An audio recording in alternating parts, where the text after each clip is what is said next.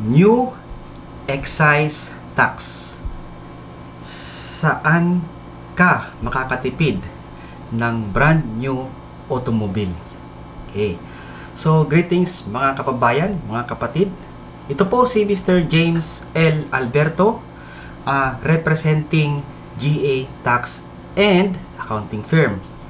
So, ito ang ating pong pag-uusapan dito ay pawang galing sa mga nabasang article, mga libro, o di kaya ay napapanood sa ibang programa. At higit po sa lahat, ito ay galing din ho sa experience ng inyong lingkod. Ang pag-usapan po natin dito, ito ay pawang pang-edukasyon lamang. So, hindi po ito isang professional advice. Yan, malinaw tayo dyan. So, doon naman ho sa ating mga viewers at subscribers, maraming salamat ho sa inyo. At doon naman ho sa mga hindi pa nakapag-subscribe, please watch this, like and subscribe dito sa aking munting channel. Okay? So, ayan, ito na. Excited na kayo. So, excise tax, okay? Excise tax, ano ba itong excise tax na ito? So, pag sinabi ho nating excise tax, ito ay tax, okay? Tax ito sa mga sin products. Okay, ano bang ibig sabihin nun? Ito ay additional or dagdag buwis. Dagdag buwis sa mga sa mga halimbawa, sigarilyo. Okay, sigarilyo. Kailangan ba natin yung sa buhay-buhay? So, hindi naman ho. So, alak. Dapat ho ba tayo ay lagi nagiinom ng alak? Hindi naman ho, occasional lang. So hindi natin ho siya kailangan. Okay? So, wala ho siya doon sa needs. Mabubuhay tayo na wala ito. Doon ho ang pamahalaan nagkakaroon ng excise tax. Okay? So, bukod sa excise tax, marami kasi itong topic, So, ang ating pag-usapan lamang dito ay tungkol sa mga sasakyan. Specifically, mga private cars or automobiles. Okay.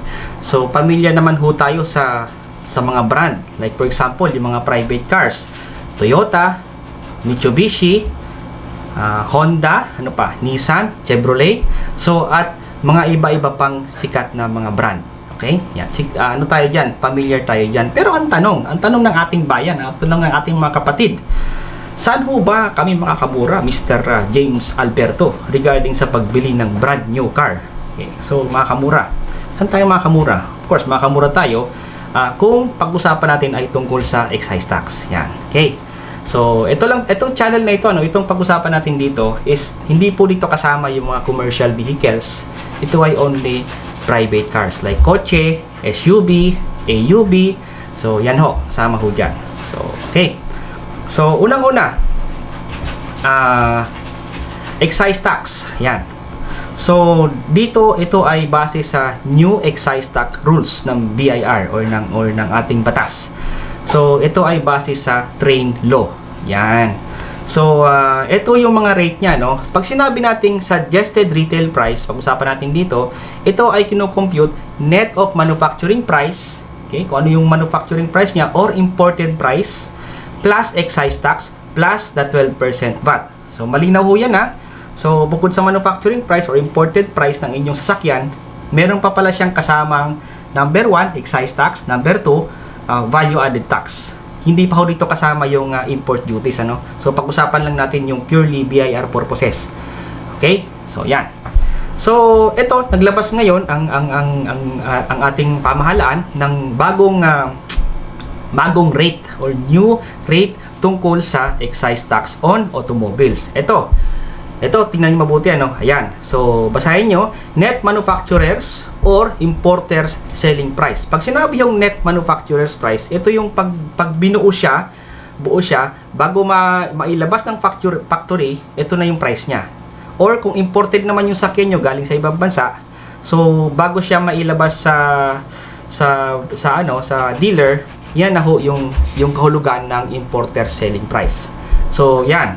So, kapag ang sakyan nyo ay 600,000 and below, ito manufacturing price to, hindi pa ho ito yung selling price na pagpupunta kayo sa dealer, ito na yung presyo niya, hindi pa ho yun. So, pagpupunta kayo doon, ito, 600,000 and below, ang excise tax rate niya ay 4%.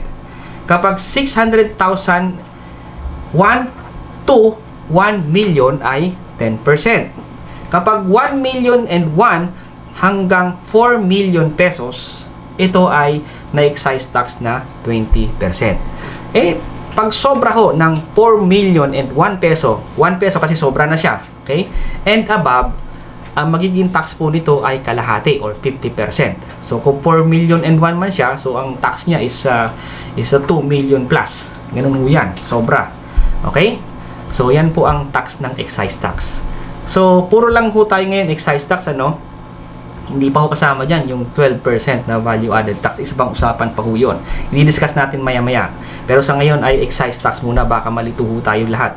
Okay? So ito, take note. Take note. Kung saan kayo makakatipid. Ibabahay ko sa inyo, no? Ito, take note kung saan kayo makakatipid. Unang-una, makakatipid kayo, class, kapag bibili kayo ng ng purely electric cars. Yan, yung mga electric cars. Hindi kasama dito yung hybrid, ha? Yung mga hybrid, yung may gasolina na, meron pa siyang electric. Hindi yung kasama dyan. Dapat purely electric yan. Kumbaga, pinapagana ho siya ng pagcha-charge ng baterya. Electric cars nga. So, purely electric cars, exempted po yan. Tandaan mabuti yan, ha? Number 1. Number 2, exempted din ho sa excise tax yung mga pick-up trucks.